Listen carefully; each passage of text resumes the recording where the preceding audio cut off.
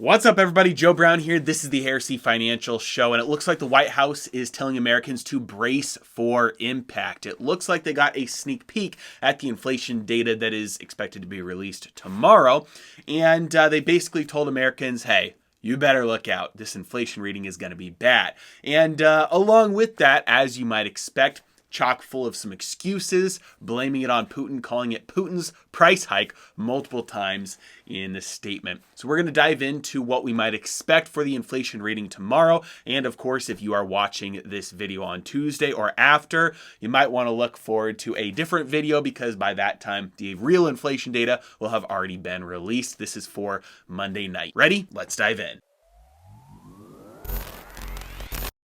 All right, guys, as you know, the inflation readings every single month have been getting worse and worse. We haven't seen inflation like this for 40 years. And again, that's assuming that the inflation readings that we are getting right now are accurate. Back when the inflation readings were this high 40 years ago, inflation was measured very differently, much more aggressively. And if you use that old way of measuring inflation, the inflation right now that we are experiencing would be coming in at much higher numbers.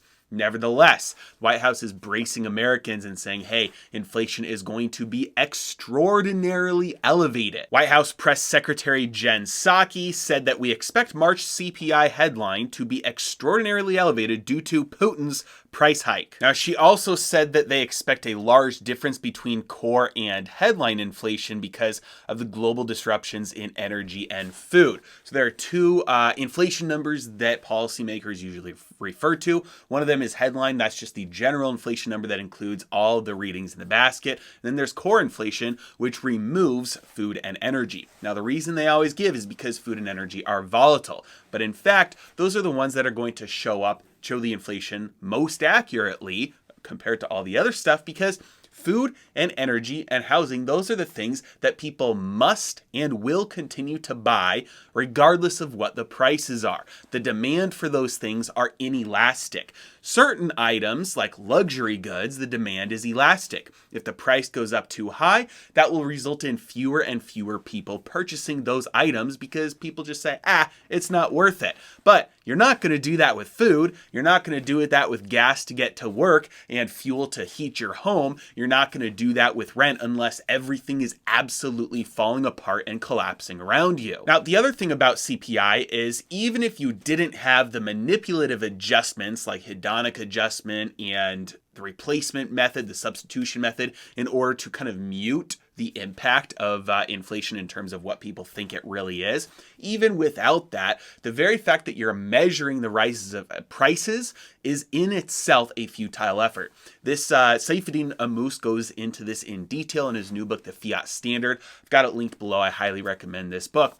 But he details how basically if you have a rising cost of living and you can't afford things, it will change your behaviors. Even let's say even if you could afford those things, there's a very high probability that the rising prices of given items will change your behavior. So even without the manipulative adjustments by the Bureau of Labor Statistics, the BLS, in order to make inflation show up as less than it really is, the CPI, regardless, would be less than it really is simply because rising prices do, in fact, change behavior. And so if steak gets too expensive and that causes people to switch over to start buying chicken instead, that drop in the quality of life, that drop in the standard of living cannot be measured by the fact that the prices of steaks stopped going up. Nevertheless, with all of its flaws, the CPI is still chugging along higher and higher and higher, and the White House is scared, is terrified